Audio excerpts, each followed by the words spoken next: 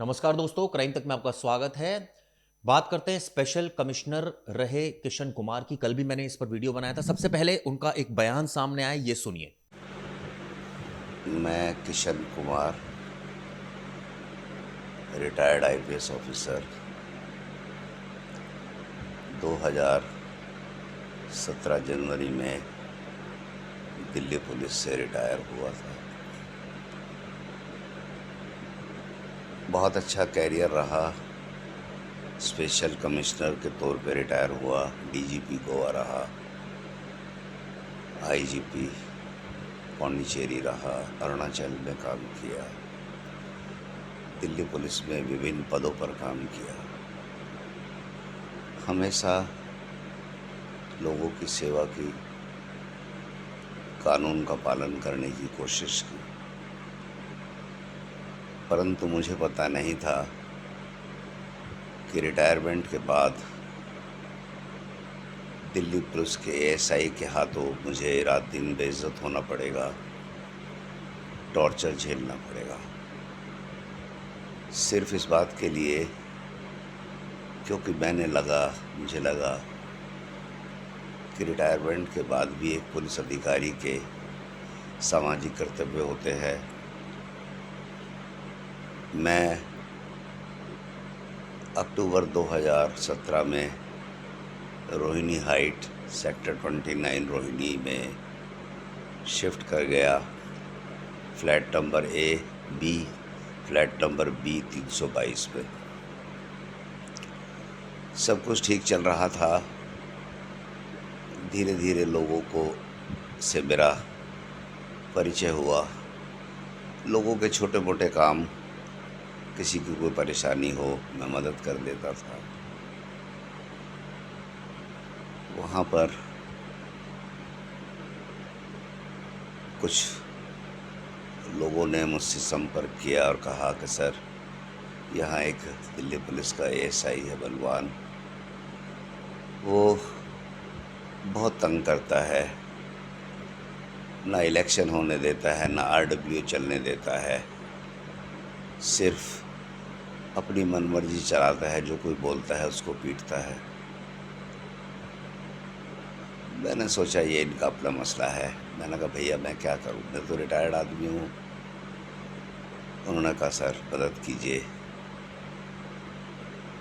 तो इसी दौरान एक डीआईजी साहब भी मुझसे मिले। उन्होंने बताया कि जी उनके मकान पे, एक फ्लैट पे कब्जा हो गया है। कब्जे की बात जब आई तो मैंने उनकी कंप्लेंट लिखवा के और पुलिस से बोला कि भैया इनकी मदद कीजिए लोकल थाने से। उसमें पता चला कि डीआईजी साहब के फ्लैट पे इन्हीं लोगों के कुछ लोगों ने कब्ज़ा करके और नकली कागजात बनवा लिए।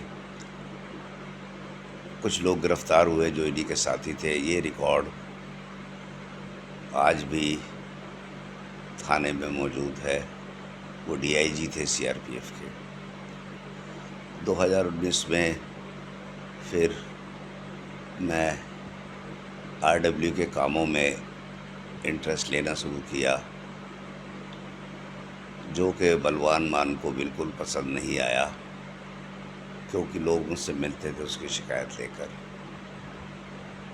उसी दौरान पता चला कि बलवान मान और महावीर चिकारा, दो आदमियों ने फ्लैट नंबर A709 जिसमें बलवान रहता था, उसके लिए दोनों ने मेंबरशिप फार्म भरा आरडब्ल्यू का। उस समय के इलेक्शन कमिश्नर बख्शी साहब थे। उन्होंने कहा कि भाई एक ही फ्लैट के दो आदमी फार्म भर रहे हो और दोनों बिजली का बिल लगा रहे हो, ये कैसे हो सकता है? आप अपना ओनरशिप डॉक्यूमेंट दीजिए। ना तो बलवान मान ने कोई ओनरशिप डॉक्यूमेंट दिया A709 का, ना ही महावीर चिकारा ने। मामला मेरे पास आया। मैं उस समय आरडब्ल्यू में था प्रेसिडेंट। मैंने इनको दोनों को चिट्ठी लिखी कि A709 के बारे में आपने मेंबरशिप के लिए अप्लाई किया है और आप दोनों ने अलग अलग एप्लीकेशन में A709 का मालिकाना हक दिखाया है, उसके लिए आपने बिजली का बिल लगाया है, कृपया करके ओरिजिनल डॉक्यूमेंट दिखाइए, ओनरशिप के रजिस्टर्ड डॉक्यूमेंट, ताकि ये कन्फ्यूज़न दूर किया जा सके कि ये मकान किसका है और मेंबरशिप दी जा सके। इस पर बलवान मान बहुत बुरी तरह से चिढ़ गया और उसने एक दिन मुझसे कहा सारी जनता के सामने क्लब हाउस के बाहर कि ये चूड़े चमार कमिश्नर बन गए, इसको मैं भगाऊंगा यहाँ से, ये RW चलाएंगे, चलेगी तो हमारी।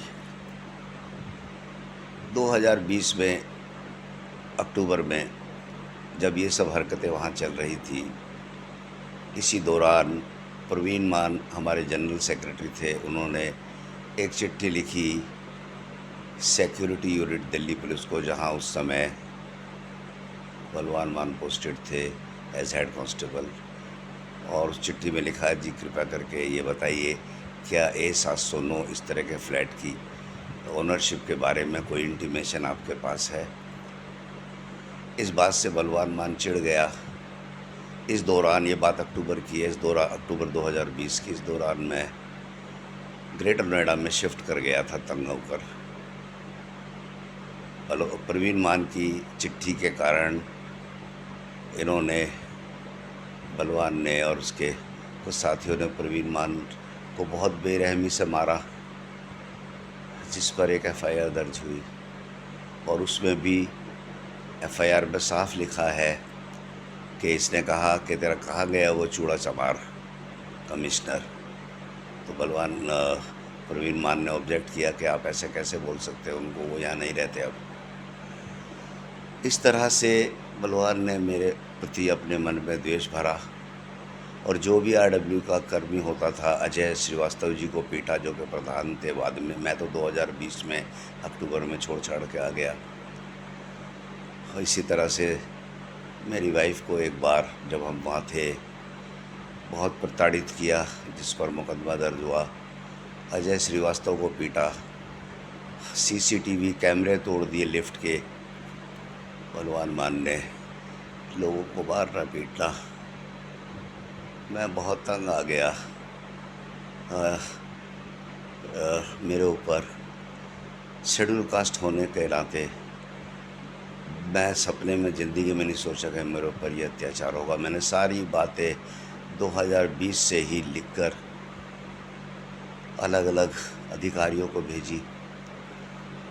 इस पर मुकदमे भी दर्ज हुए, इस पर DE भी हुई, लेकिन ये अपनी हरकतों से नहीं रुका और फाइनली मैं अब ग्रेटर नोएडा में हूँ। मुझे सिर्फ इंसाफ चाहिए। अगर समाज सेवा करना और अजय श्रीवास्तव जैसे लोग जो अंडर सेक्रेटरी रिटायर्ड है उनकी पिटाई होना, प्रवीण मान जैसे शरीफ लोगों की पिटाई होना, कैमरे तोड़ना, लिफ्ट बॉय गौरव जो कि शेड्यूल कास्ट था उसके साथ बदतमीजी करना, इसके साथ ही रिवॉल्वर दिखाते हैं, लोगों को डराते हैं। लोग रोहिणी हाइट में कांपते हैं, कहते हैं सर हम क्या करें, ये तो मार डालेगा हमें। मेरी प्रार्थना है, मेरी स्थिति जो भी है, लेकिन रोहिणी हाइट के निवासियों को बचाइए, उनको बचाइए इसके अत्याचारों से। दिल्ली पुलिस से प्रार्थना है इसके खिलाफ कार्रवाई करें। ना जाने कितनी चिट्ठियाँ, कितनी मेल मैंने नेशनल कमीशन शेड्यूल कास्ट को भी ये मामला भेजा है, वहाँ पर पेंडिंग है। बस इतना ही कहना चाहूँगा। तो आपने सुना किस तरह से स्पेशल CP रहे किशन कुमार ने अपना दुख और दर्द बयां किया है। उन्होंने दरअसल एक वीडियो बनाई जिसमें उन्होंने सारी बातें साफ साफ कही। अब सब सवाल उठता है कि क्या इस मसले पर दिल्ली पुलिस के कमिश्नर सतीश गोलचा साहब एक्शन लेंगे, क्योंकि मैं वीडियो में देख रहा था कई लोग कमेंट्स कर रहे हैं कि आपने बलवान मान का पक्ष नहीं दिखाया। देखिए, हम क्राइम तक के माध्यम से उनको इनवाइट करते हैं, वो आए, अपना पक्ष रखना चाहते हैं तो रखें, लेकिन आप एक बात सोचिए, किसी अधिकारी के खिलाफ एक नहीं, दो नहीं, अगर 5-5 FIR दर्ज हो तो इसको क्या कहेंगे, किस तरह से जस्टिफाई करेंगे। मैं एक FIR मान सकता हूं किसी के खिलाफ गलत हो सकती है, 2 हो सकती है, 5-6 FIR गलत होगी। इससे साफ पता चलता है कि किस तरह का एक माइंडसेट है।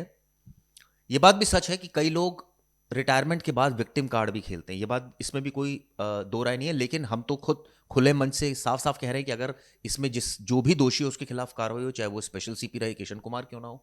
लेकिन अगर over a period of time इस तरह की तमाम कंप्लेंट्स आ रही हैं, मुकदमे दर्ज हो रहे हैं, सस्पेंशन हो रहा है, वो ठीक है। कई अधिकारी ये भी कह रहे हैं, हमारी जो बात हुई है, कि और क्या चाहते हैं, किसी अधिकारी के खिलाफ मुकदमे दर्ज हो गए, सस्पेंड हो गए, और क्या चाहते हैं। देखिए, अगर कोई हैबिचुअल क्रिमिनल है, इस तरह से कोई गैंग ऑपरेट कर रहा है, हैरास कर रहा है, ईगो क्लैश हो रहा है, तो कहीं ना कहीं दाल में तो कुछ काला लगता ही है। और सवाल ये उठता है, जैसे कई लोग कमेंट्स में कह रहे हैं कि हमने एक पक्ष दिखाया, हम दूसरे पक्ष को भी इनवाइट कर रहे हैं।